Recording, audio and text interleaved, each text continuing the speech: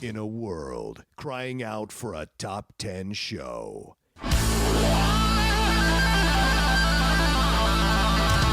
John Roca and Matt Nost are here to bring you the top 10.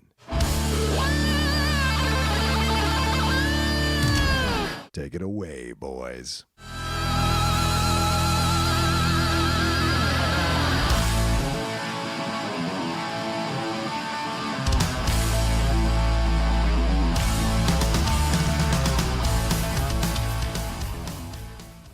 Welcome, everybody, to some bonus material. I don't know what you call this. What do we call our reviews now, Matt?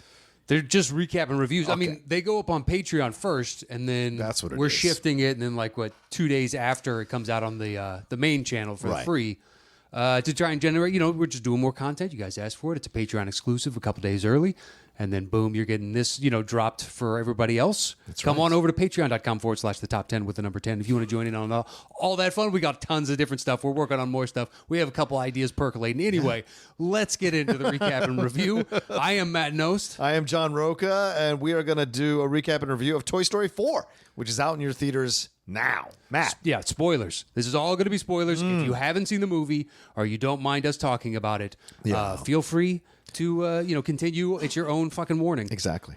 Already with the cuss words, not even a minute in. All right, let's do it. What are you It's a gonna do? Toy Story 4 review. We can have a 10-year-old listening to us right now. To the parents that listen to this and screened it for their kids, I apologize. Out the gate. To the Hassos, we apologize. To the Russells, there's a few others that they screen there it for are. their kids. We had that baby born, the top 10 baby, the first top 10 baby born. That's right. Wasn't that Hasso's kid? That was Hasso's That's little right. girl. What was her name again? Harriet?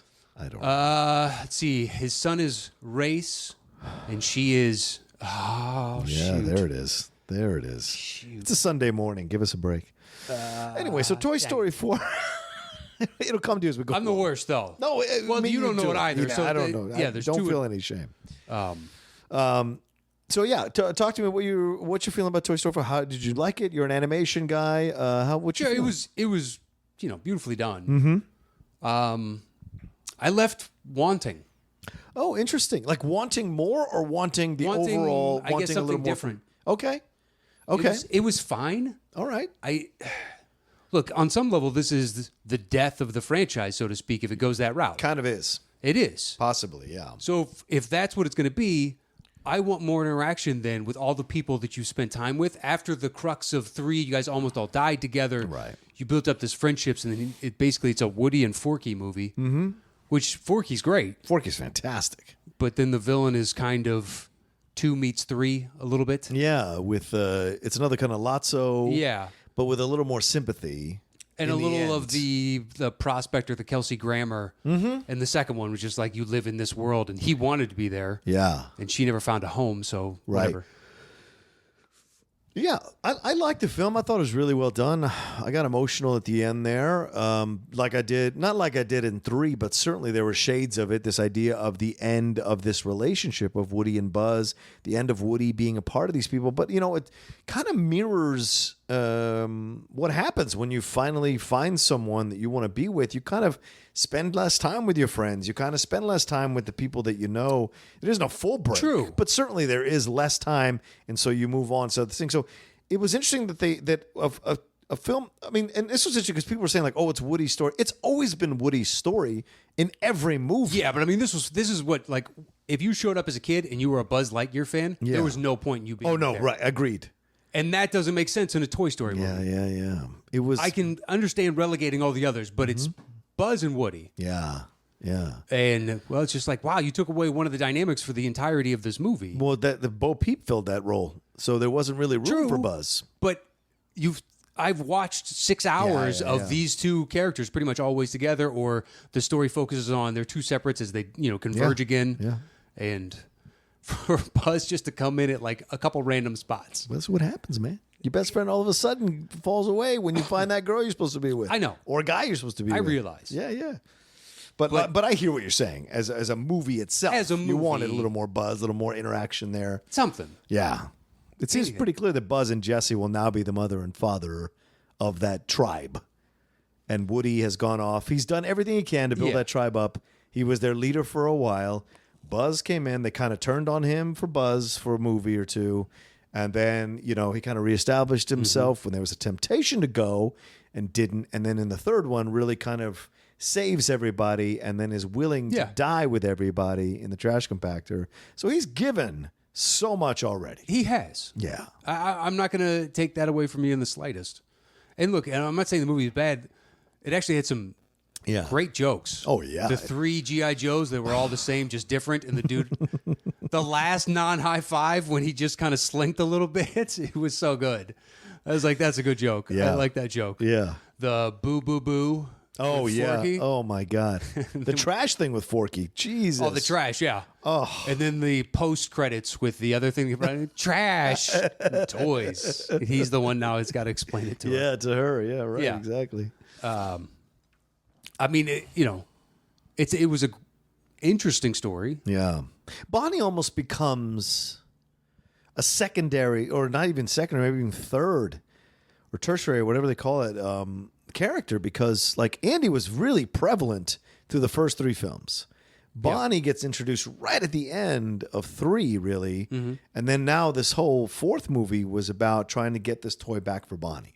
So we do get Bonnie, a little bit of Bonnie in the beginning here when she goes to school and everything like that. But once the journey starts, Bonnie becomes like on the background. Well, she's just there to basically further the motivation of Woody and Forky, Right. always being Woody and Forky, just over and over and over again. So that was the gist of her plot device within it. That was her role in the whole situation. And I mean, messing with the dad, that was good. Oh God, yeah. Starting with the GPS, but eventually just pulling random, and pushing the windows up and down, and et cetera, et cetera, et cetera. The cop. Yeah. Yeah. Finally stops and just barely hits that trash can. The trash can goes ding. It's a great little comedic moment. That's when the gang is all the shenanigans. Let's do it, guys. Did you feel an emotional payoff though when like the girl finally finds or the doll finally finds a girl to take her? I mean, kinda. Yeah, I felt it was a bit convenient that all of a sudden there's this lost girl by the side of the thing, and like, oh, now's your chance. Now here's your point. Well, But, for Woody to pivot too, that quickly. right. I mean, he made the choice to have it done, but she was trying to rip it out before that. Oh, right, the voice box. Yeah. Yeah. So it's his then wanting her to have that. Right. Just like, really? Yeah. Okay. All right. Him sacrificing once again, but Yeah. him sacrificing himself in the true, situation. true. It's what he's built on. His sacrifice all the time, even at his own expense. He sacrificed enough, I guess. Yeah, I guess so. He got to the point, so he goes with. But did you think it was a little undercutting that Bo Peep still had a thing for Woody all these years? She had kind of built her own life. Did she need to have Woody in her life? Like she seemed like she was Woody pretty still much had set. his life too. Yeah. And he eventually joined her in her life. Yeah, he did. He did. So do you think they're going to go foraging around the woods now, or where do you think they're going to end up? I don't have In their I little, just fucking- in their well, little. They're joining the skunkmobile? carnival, so they're turning into carnies. That's the path he chose. That's almost worse, I guess. Yeah. He's more than likely just so naive he doesn't understand what that life is. True, and that may be 5. Yeah. When they done, maybe I made the wrong choice here. Do you think they've left the door open? Oh, what are you I gonna was about to ask you that same question. Yeah. I think there's certainly a possibility for a 5, and maybe that's where Buzz and Jesse become the next. Which is weird to think about this franchise moving on without Tom Hanks. The most bankable star. Yeah, and not Tim Allen or Joan Cusack. I mean, it is the characters. Sure, Whatever you can do with the sure, characters, but it's really. I Tom agree. Hanks. I agree. It's Yeah. the dynamic for me between the two of them. Yeah, Tim Allen and Joan Cusack are obviously fantastic actors for what they do voiceover wise in this franchise. But Tom Hanks is really the glue and the essential piece that you would need, I think, in this situation, Without a doubt. He's the heart. Yeah. I don't know if you can pin an entire movie on Buzz Lightyear. Yeah. As much as I love Buzz Lightyear. Yeah. And Jess, we haven't seen it. Right. So maybe, sure, anything's possible. I think a straight to DVD thing or maybe Disney Plus makes sense, but Okay. Disney Plus makes more sense. right? But a full on next Toy Story without Woody would be weird. Yeah. Yeah. I can't imagine a big release like this where we're all looking forward to it type of thing. How would it work? It would have to be a lost toy again, like always. I don't know what other realms they can really explore because they're recycling in this one Yeah. things that they've already kind of done. And there's nothing wrong with it. Just how many different villains can you manufacture? Yeah, yeah. I guess it just comes back to a few different themes. And this wasn't even really a villain. Like, she was just wanting to be a toy and be loved by somebody. She had kidnapped Forky. Yeah, but she wasn't like torturing him. They were playing hide and seek. Because He was reading her stories. Because he was so naive. She was lonely. Okay. No, listen. That was I'm all not saying plot to you're get right. Woody back. Yeah, true. To get his voice box, even if I got to rip it out of his back. That's the whole point of it. She has kidnapped Forky. He's too naive to understand that's what's happening. That's true. Because he's hiding in the box, like, I'm hiding in a box. That was a good character, especially the payoff at the end, the post-credit. Did you like Keanu? Did you like Keanu? The Kaboom? It was good. I wanted Kaboom. more. Yeah, me too. He was so good. Because it was weird. You assume the character is going to be just kind of a bro. Yeah. And then there's all these levels of, what was it, Michonne? Yeah.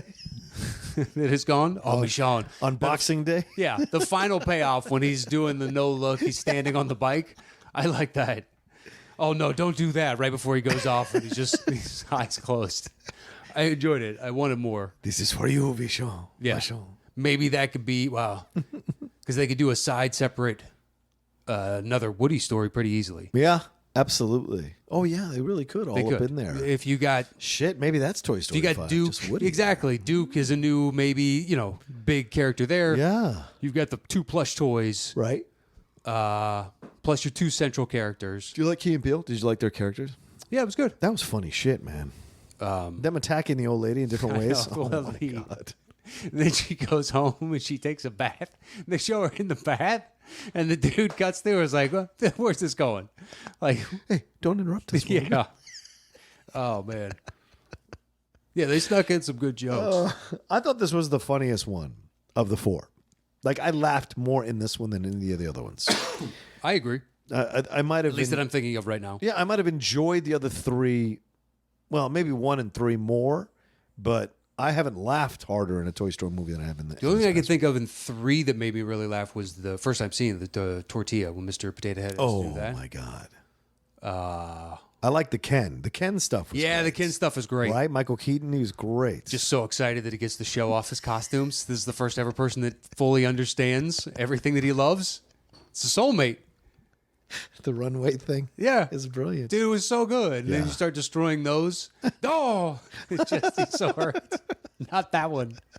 That is a good. Yeah, that's what I think Duke could become. Oh, is the next totally. Ken. Yeah. Yeah, I just yeah. don't know if he's as self-aware as Ken.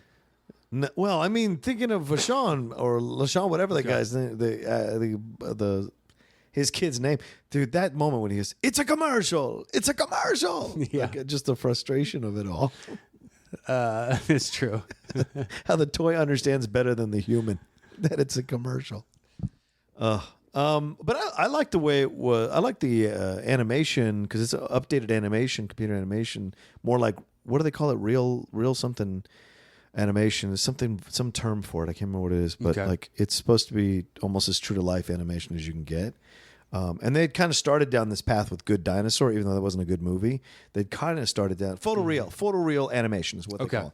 And so they wanted to look almost as real as possible. Like you could put your hand on it and feel like you're grabbing the Well, toy. kind of, but then you see the people and you see that it's not fully. Exactly. So right. you're still within this world of kind of caricatures and cartoons and whatnot.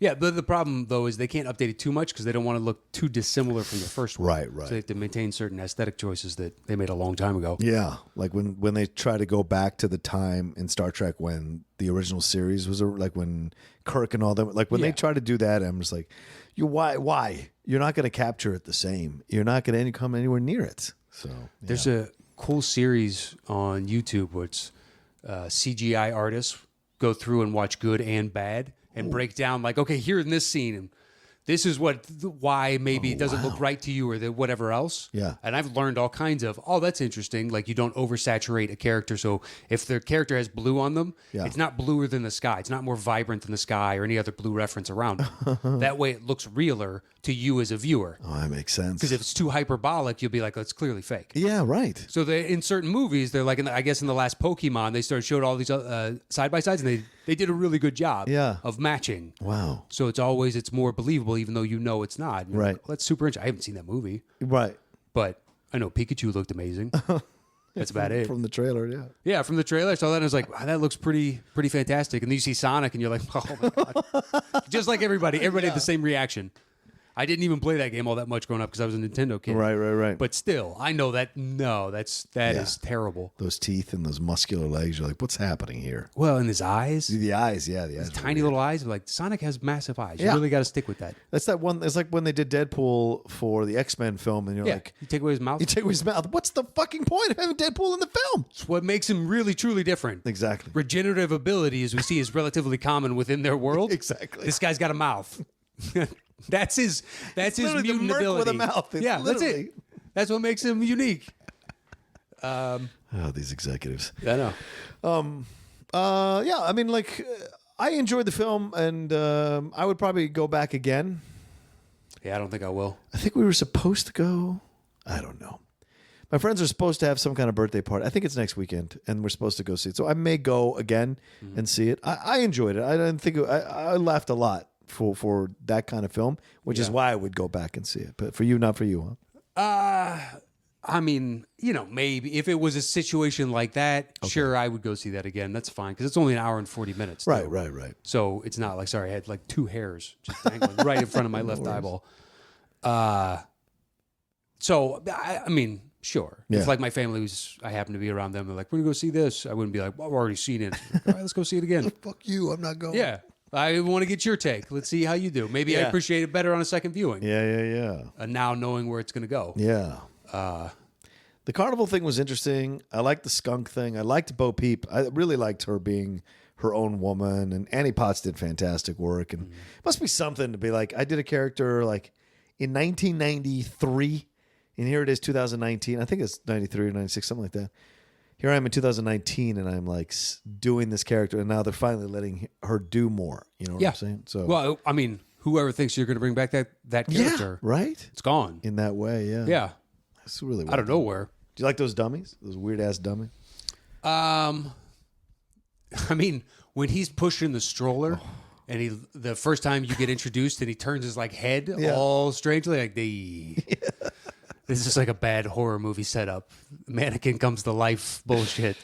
I like the end when they think, he or Forky thinks it was, bye, Benson. And he goes, ha. Yeah. You're just like, oh, shit. This is scary ass shit, man. Yeah, because they never had a voice box, so they Yeah. can't speak, I guess. Yeah. What's going to happen to them without the girl doll? No one gives a shit. Okay. All right. Fine. I don't know. I feel like there's a Toy Story short in there, like a 5-minute, 7-minute. They seem like simpletons, so they seem like they might be happy. It doesn't matter. They'll just be sit around. Yeah, they'll figure out something else to do. I think they're fine. You're saying, oh, I'm unnecessarily worrying about these 3 mannequin dolls. Yes, because of what you just referenced, him saying goodbye was I think he's gonna be all right. That's what I'm saying. Oh, did you like the little cop doll? Yeah, I couldn't remember what was her Giggles McSomething or something? Yeah. Oh my God, she was funny. Who did that voice? It's an actress. We had her in Collider Live last week. I forget her name, but she's done a lot of things. It's amazing how many people work in this business, and you never hear of them. They're doing like 5 million fucking projects. I mean, Tony Hale was Oh, dude. so good. That guy is So funny. so good. That's one of after walking out. I was like, you know what? That question you had the other day on I think it was our director's cut at Tropic Thunder. Yeah. Perhaps like which actor will you go see? Pretty anything they do. Yeah. I like everything that he does. Mm-hmm. Even if I don't like the end product, I still like him in everything he does. Yep. Agreed. And I wasn't Ally Mackey. That's the name. And the character is Giggle McDimples. There you go. Oh, interesting. So Christina Hendricks was the voice of Gabby Gabby. That was the name of the blonde doll, Gabby Gabby. Oh, Yeah. I didn't place that at all. Yeah. Interesting. Yeah. All right. Cool. Carl Weathers was Combat Carl's. Oh, so those were the G.I. Joe guys. Yeah. That was Carl. I didn't know that was Carl Weathers. That's great. That's awesome. Oh, wow. Look at that. Laurie Metcalf was Andy's mom. I know that. I remember that. Yeah. All right. Anything more you want to say about it? I don't think so. Okay. All right, well, there you go. That's our recap and review of Toy Story 4.